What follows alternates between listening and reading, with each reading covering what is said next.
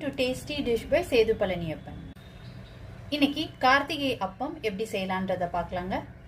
கார்த்திகை அப்பம் செய்யறதுக்கு 1 டம்ளர் பச்சரிசி எடுத்து வச்சிருக்கிறேங்க. இது 2 தடவை நல்லா கழுவிட்டு ஒரு 2 மணி நேரத்துக்கு ஊற வச்சு எடுத்துக்கலாம்.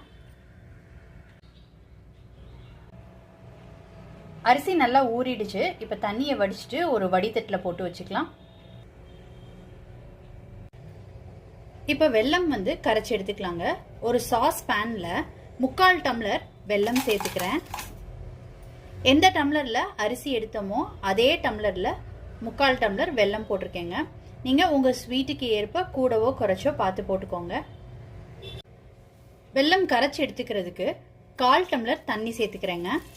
பாகுபதம்லாம் பார்க்க வேண்டாம், கரைச்சி எடுத்துக்கிட்டா போதும். வெல்லம் கரைஞ்சதுக்கு அப்புறம் வடிகட்டி எடுத்து வச்சிருக்கிறேங்க.